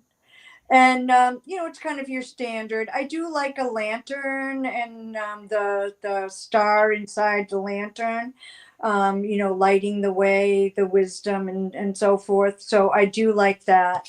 But this, I think, is one of my favorite hermits. It's from Tarot de Saint Croix by Lisa de Saint Croix. And I think I got this deck in 2015 or 16, and it was the first time I think I remembered seeing a female presenting person on the Hermit. And I thought, oh, look, you're saying a woman can be wise too. And I don't know, I just really loved that. And then I pulled a couple of stars. This is from Tarot of the Unfolding Path. And this is from Gaian by Joanna Powell Colbert. And, like many of you who said that you love the star card and look at the star card, I feel the same way. I love that sense after the crumbling foundation, the destruction of our world in the tower. And then the next card is the star, where we can start to feel like there's hope, there's healing. We do have this light above us guiding us. And so anyway, I do love the star card. And as I said, I'm a star strength. And here is from the Unfolding Path. It's just kind of your typical strength card. But I do like that, like, the woman isn't fighting with the lion. They're kind of, embracing each other and in harmony with each other. This one is from Delta Enduring. And I don't know if you can see it, but here's this person. They're in their own world. They have the headphones on. They're doing their kitchen stuff. And outside is like these I don't know, Ku Klux Klan-y type protesters. And this person is like, yeah, I'm turning my back on you and I'm going to go on my inner strength and I can move forward. And I have this inner strength to turn away from you. Which I love. And then this one is Daughters of the Moon. This is not the strength card. It's actually Arcanum 4. But I don't know. To me, okay, giving birth on the back of an elephant. No. Yeah. So those are my cards. Mm. Great, thank you. I just wanted to bring you, Ty, if you don't mind, because I don't know if you've seen Ty's installment on the moon cards, and I've learned a lot from their perspective. So Ty, if you can just share a little bit, because you shared from your point of view, but you prepared so well for this video, and I mean, you're the best person to articulate it. So if you can just unmute and I'll bring you in, if you can just talk a little bit about the moon card, because I personally learned a lot from your video. It was very insightful. Yeah, oh, thank you. I just agree, I think, with what Liz was saying about that the moon and the sun have been sort of assigned feminine and masculine, and then it just happens that one is assigned like unpredictable and mysterious and, you know, all these kind of potentially negative connotations, and one is all things good and great and positive. So in my videos on those two cards, I looked at possible associations of them with the gods Artemis and Apollo, who are twins and who are both representative of light of different kinds. We have moonlight and sunlight, and talking about how those are both types of light. One is not like superior or inferior to the other. They're just sort of different aspects. And I like that we're able to think about some of the interpretations or meanings of tarot cards maybe differently than some of the more traditional ways. So that's how I prefer to see it, is I prefer to see it in terms of the difference of light that the moon and the sun provide. Great. Yeah. Thank you so much for sharing this. Yeah, for me, when I'm like Laura now, because I think also, to be fair, like most of us are probably quite spoiled. Oh, that's my cat, sorry, pardon the noises.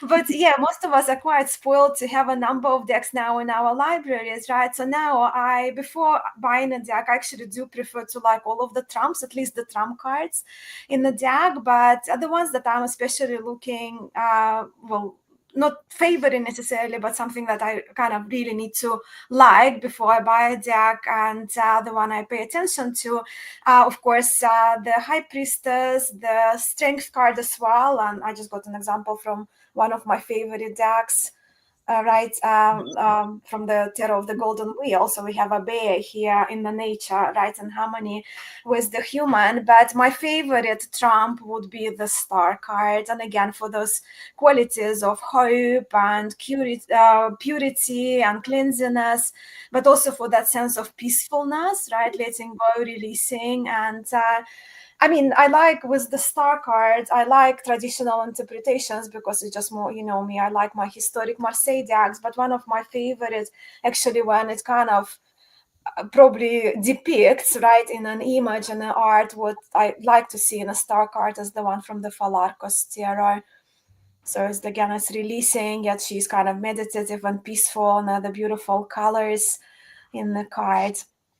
So that's me. And because Tammy mentioned a little bit and you spoke a little bit, but not all of you, about, well, you have a favorite card, and if you have prepared, if you haven't shared yet, the favorite iterations of your favorite trump, if you have like next to you, so you can just show us a few images and mention which decks, your favorite iterations of the trump card that you look, you pay attention to, those cards, which decks they come from. Well, I have them in my phone handy. Sorry, who would like to go first? I kind of showed you some favorite cards of the ones I like, and I'm not where most of my decks are, so I couldn't really do that. So I'm going to pass on. Moving on. Oh, darn. Repeat the question. I got myself so distracted by what Could you just repeat the question fast? No, with you know how you said the star card is your favorite as well, right? Okay. So, yeah. So if Yes, you have any yes. examples, right? Because you Okay. mentioned the decks, but if you got Gotcha. at hand a couple Okay, of so I picked the Ehrenberg for one of my favorite star cards. I just like it because it's simply the star. Now it does have a little UFO there.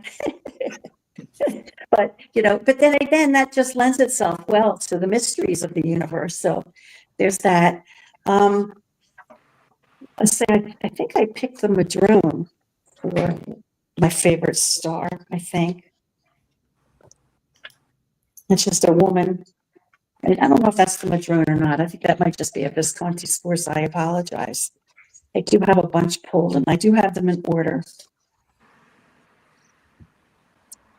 So I do like a historical, you know, celestial cards where there's, you know, usually like somebody pointing like Dina Marilyn, you know, The Price is Right or something. But so there's that one. The Usi Other Worlds. I don't think I pulled it. Oh, I didn't pull it here, but it's just like a the pagan other worlds. You know, it's just like the Aquarius image. You know, this constellation of Aquarius, but it's done in a more less abstract way. And the Noble. Let me see. I picked this. That was one of my star cards. Oh, because I was talking about the sign of Aquarius. That I use this one as an example. But I think, you know, I think I discovered that my favorite. Now, I generally, like I said, I like the star card. But when I was doing this, I think I discovered that my favorite of all the cards was just embodied in one card. And that's the world card of the Madrone. I think this is the Madrone. It's either the Madrone or the Visconti Sforza, one of those two early ones. Sforza. The Madrone will be with the one for cities that I like. Oh, yeah, no, that's a different one. That's this one. Yeah. Yeah, both of Yeah, you. yeah. So it's this one. But I just like that. I just like that a lot. I don't even know why. I just do. So I guess those were my five. I think those were my. But you know, there's a lot of. I mean, I can go through all my decks, and after I did it, you know, I realized that there were, you know, as I did readings and I would see a card that I didn't pull for this, I saw lots of cards that could have made it. You know, I thought of doing like a. What's it called? Like worthy of mention, you know, but sorry, I'm not making any sense. That's all. No, it's all good. Yeah. Sadhana, as we're going to you just showed on the screen. I saw you had a beautiful star card. Can you? Yeah. Do you have it there? Me? Yeah. Oh. That's Mel. This is Mel Maline's star card from Tabula Mundi. And there's so many little details in this card, but that idea of just the interconnection of the cosmos. And also I think the star card part of it for me is in the cleansing, the letting go, which you mentioned. I think that's a powerful part of it. You know, the wheel is a really interesting card for me. And I honestly, I probably could have pulled every single major from the Llewellyn Tarot.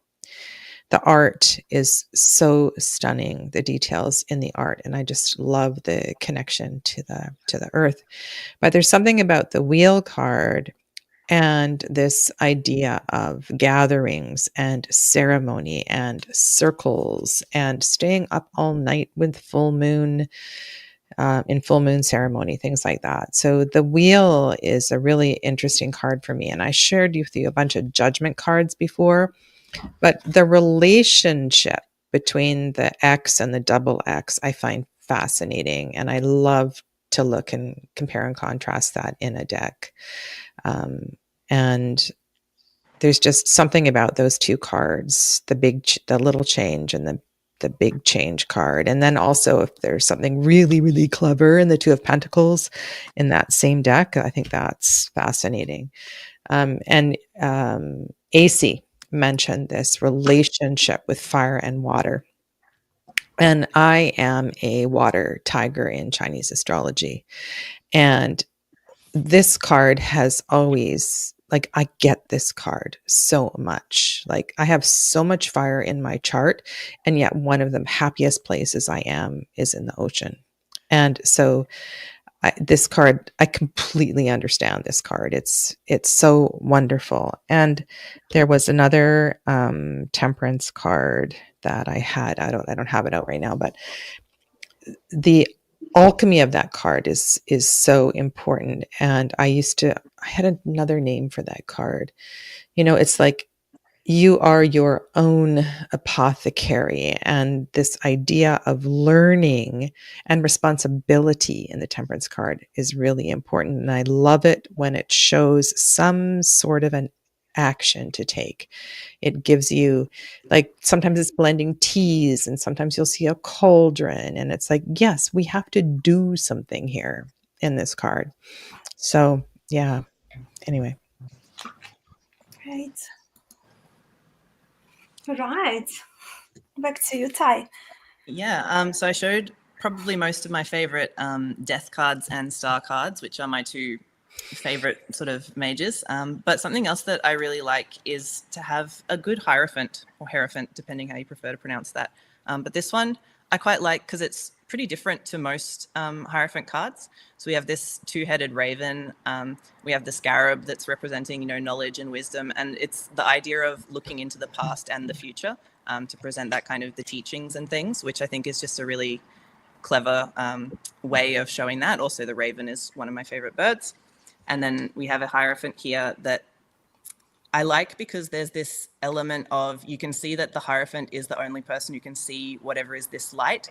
So there's a bit of a, like, everyone else could be benefiting from what this person is relaying from their visions, or they could be completely lying and abusing their power and telling people complete bullshit. So I like that there's a bit of the, like, the idea of your own critical thinking and don't always take teachings verbatim. And then finally, I thought I should show the Lovers is not typically one of my favorite cards. It's not one that I tend to relate to the most, but this is my favorite card of cards in general. And this is the Lovers from the Fyodor Pavlov Tarot, which is just one that's really personally important to me because of the way that it respectfully and, like, reverently shows trans bodies. So those are my favorite individual cards. Perfect. Thank you. I love that Lovers too, and I feel like that, like, just like the combination of that, like, very classical art style is, like, it feels like such a loving card to me. It's a very emotional deck. Cognizant of time, you all already saw my favorite moon cards, but my favorite Lovers is the Next World Tarot. Lovers, where someone is, like, giving themselves some spoons so as to be able to, I think, go out into the world with love. And, this card I think is really powerful. So that's another favorite. It's my birth card as well, and also not necessarily my usual favorite in the deck, but I think when it's done well, it's great. Great. Okay, so I'm a little confused because I couldn't find my favorite card in the deck is actually the Sun card, and my favorite Sun card is from the Daughters of the Moon Tarot, and I cannot find that card. I don't know where it is. I thought I had put everything away after I did, that trump, but I couldn't find it. So here are probably my second favorite. This is from the Greenwood Tarot. And I love the fact that it's just so solsticey and so Celtic and Anglo, and so with the white horse on the hill in the background, and the roses, and all the magical things, and the radiance, and the heart just so radiant. And that's probably my favorite Sun card next to the Daughters of the Moon. And I'm also really fond of this one. This one is from the Lost Tarot. And I like that the baby is there, the controversial baby, but not riding on the horse. The horse and the baby are kind of right together on an equal plane, and I think it's very sunshiny. And sometimes people are surprised this is my favorite card because I'm an enormous cynic and I'm very sarcastic, but maybe that's why this is my favorite card. That's what makes plants grow, right? The sun. So that's my favorite. Yeah.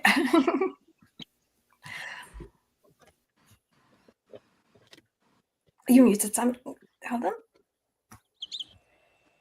You're muted, Tammy. Yeah, there you Okay. go. So I really love this death card. The Wild Unknown was one of my earliest decks. I think it's one of my first 5 or so. And of course, this one's painted, but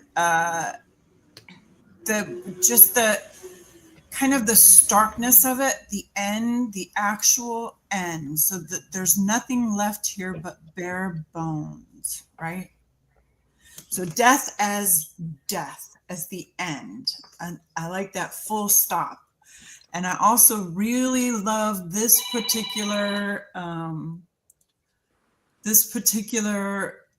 devil card from Playful Heart, because it kind of outlines some of the ways that, you know, you can eat too much, you can drink too much, you can do a little too much of a good thing, and it just tips the scales into poison, right? And it can really mess you up. And this card has so much in it. And then it's got this little doorway here where you can always exit back into the sunshine. Love it. Nice. Yeah, Zara's art is very smart, eh? It really is. All right. Do you have any extra cards to share with us, Liz? I do. So I just wanted to say I happen to have the Daughters of the Moon right next to me. So I thought that I would hold this up for you. Yay! Very good. Thank you. Go. It is a beautiful card. So this is one of my all-time favorite tarot cards. It's the Empress from M.M. Maline's Tabula Mundi. So beautiful. Oh, I love this card. I actually have a print of it that I bought from her because I love this card so much. I'm not a Thoth person. I don't use this deck very much, but this is one of my all-time favorite tarot cards, tarot trumps. I absolutely adore it. And then this one is in response to Ty. I thought you might enjoy seeing this. This is from the Delta Enduring. Can you see our friend the Hierophant? Perfect. Isn't that great? Nice. Yeah. I just love this card so much. It just makes me laugh and get mad at the same time. But it's like, well, that is really true. And then, so really, I think this is one of my all-time favorite trump cards. Well, I love the Justice card anyway, but this particular version of it, this is also from Delta Enduring.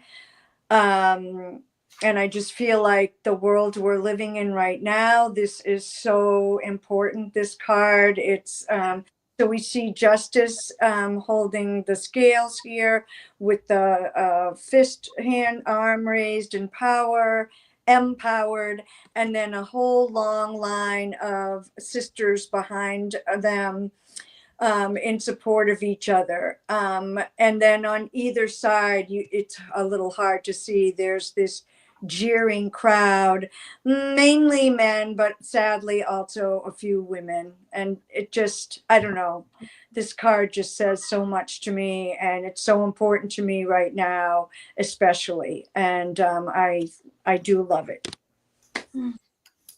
Great, thank you.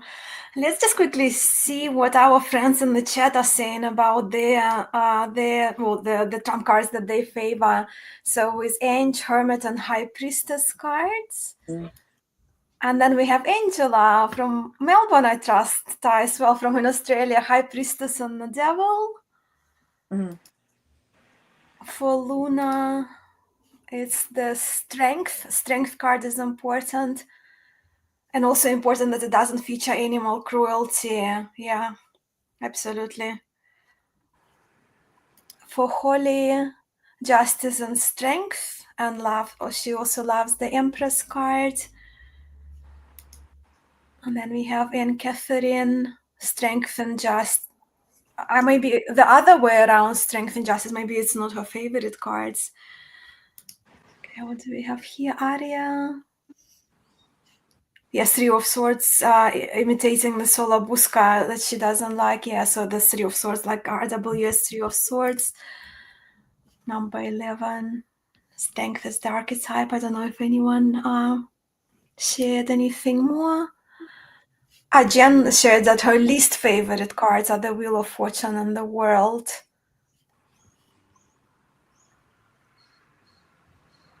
All right. Yeah, so can you believe that we've been here for almost 2 hours, my friends? We'll do one more question, right? Because it's like, I mean, I know our friends wants to know. I know I received a few messages from people who want to know about the top tarot Trump deck. Not like deck in the sense that the deck that makes the most appearances, made the most appearances throughout your top tarot Trumps, your own story throughout your top tarot Trumps adventure. And let's actually go back. Let's begin from Liz. We'll just go backwards. Since we're finishing, we're kind of coming the full circle. So we'll begin with you, Liz, if you don't mind. So the deck, is that it? Yeah, the deck that has made the most appearances throughout the series. Because you made now. I did not officially count it up, but I would believe it's a tie between Delta Enduring and Next World. Yeah, I think so. Right, Tammy? Thank you. Yeah. Yeah, and for me, it's Thoth. No question. I actually did count up. I used about 45 different decks, and Thoth was definitely the most. And then followed quickly by SKT and Supernatural. Okay, I thought that I had used the Greenwood deck the most, but then I realized just about 3 hours ago as I was preparing that I used inadvertently, I used the Hermit card instead of the Moon card. So means I have, and nobody said anything about it, but that means that I have 2 decks that I use 7 cards from. One is the Greenwood deck, and the other one, coming as no surprise to anyone who was paying attention to my videos, was the Herbal Crafters Tarot. I used 7 from that deck as well. Love that deck. I did do a tally, and I had tried to feature a range of decks, so I was curious, and I ended up with a 3-way tie.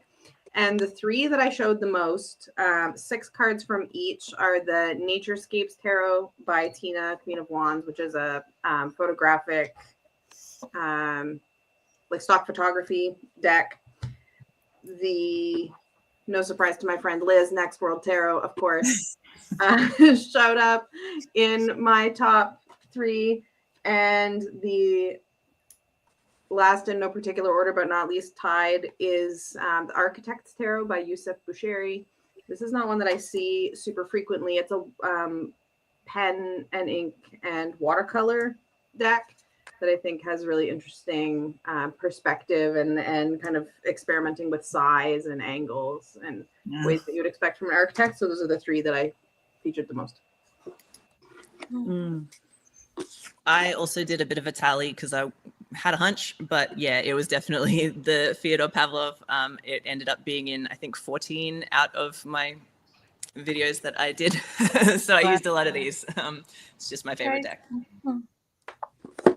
Yeah. And for you, Sadhana? Sorry. So in each of my videos, I had more than 5 cards, and then I narrowed it down to my top 5. And so I counted only from the top 5s, and my top 5s, there was one deck. So I had 59 decks that made it to top tarot trumps. Wow. The top five. So there would have been many, many more that made it past top five. So Marielle was the top. That had 6 cards. And then there were 5 decks. No, there were 4 decks that had 5 cards featured. One is Llewellyn, one is Wildwood, and Tabula Mundi, and Primordial. And I just wanted to comment about another amazing Hierophant card, just because Ty brought something up. And there's something about the Hierophant and the sacred wisdom and work that the Hierophant needs to do and embody in order to share the knowledge. And this card really gets me every time. And I have featured so many cards. It's such an amazing deck. There's so much wisdom in that deck. And one of you mentioned the strength card. It's also this brilliant combination of sweetness and rajas and fire. And I have this story I just want to share with you. I remember having a really, really hard time. It's got nothing to do with this card, but the same theme in India. India is chaotic. It is loud and it's noisy and it's busy and it's really hard to take the first couple times you go there, especially if you are in a place like Kolkata. And one of the things that our guide, who's this beautiful soul, got me to understand was that the reason that the tea is sweet has to do with this chemistry and this balance of the fire and the sweetness. And when I saw the Herb Crafter card, I go, yes, that is so important. And I think over this whole year, this whole experience, it's when the stories come in and the connections and the relationships in the card, it just cements a deck and a card. So thank you again.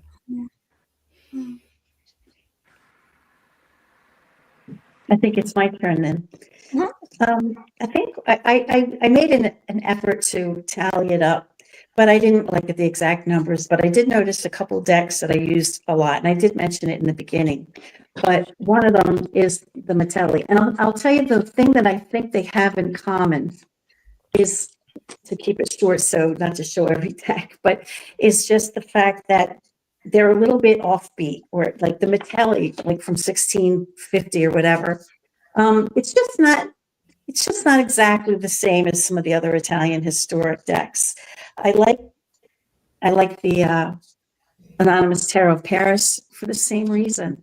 It for the period of time, again, around 1650, there must have been something really cool going on around that time, because the Anonymous Tarot of Paris is like offbeat too, as is the Via Viola, but I didn't pick too many from that.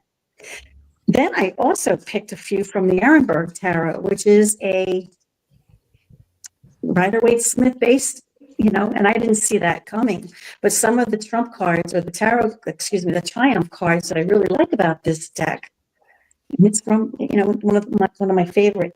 And then the other, maybe this one came fourth, was the Fergus Hall. I picked quite a few from this deck. And I think, as I mentioned, the thing that I think they all have in common is that they just have they're a little different than the mainstream for that period of time. That's it. Okay, I'm going to be short and sweet. You asked which decks. Lily White came in 4 times, and Remembering the Sweet Fool came in 4 times. And then I had like 3 decks that came in 3. So these 2 are the top. That was very short and sweet. That's what you asked. There you go. Thank you.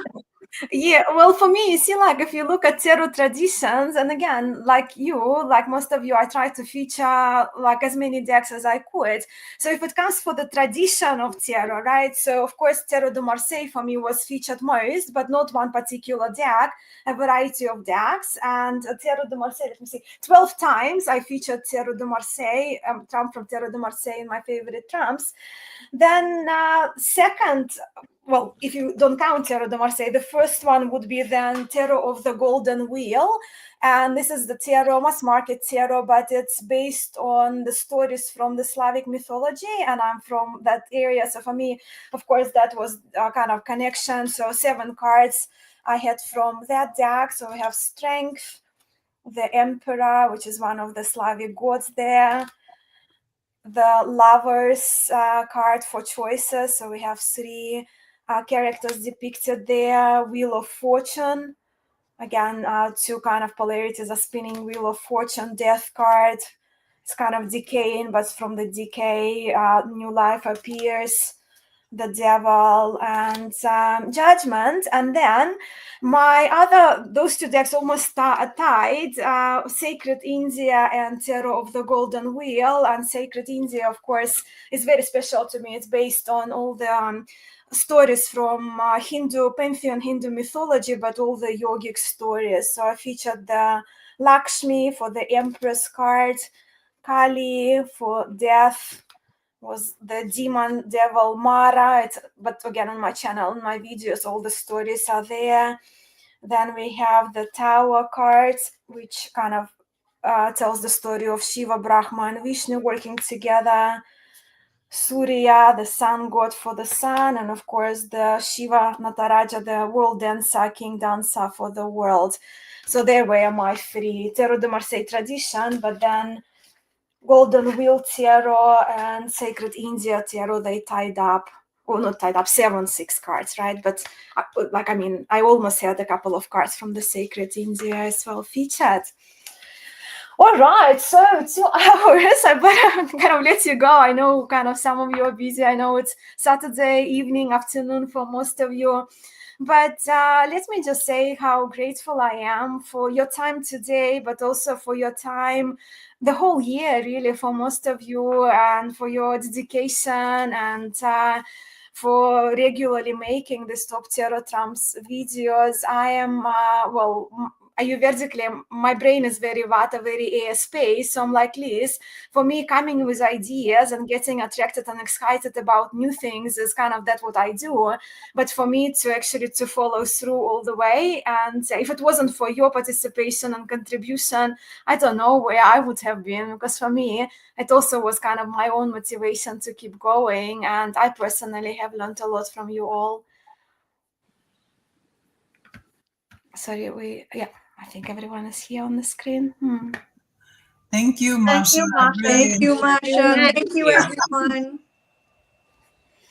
Yeah, my pleasure. And you just stay for a minute after, my friends. But let's say thank you to everyone who participated in the chat. And I apologize that I didn't highlight everyone's comments, because there were a lot of us on the screen, but also so many of you. But we're very, very grateful for you to supporting us. And I will read, of course, the live chat once it uploads. And if something comes up, I'll message to you, my friends in the chat, personally. So yeah, that's the wrap. That's the end of the year party, and New Year is around the corner. So happy New Year to everyone. Happy New Year. And Thank you. see you very soon on your channels and in our private conversations. All right. Thank Bye you. bye everyone. Bye. Thank you so much for being here. Thank you, Masha.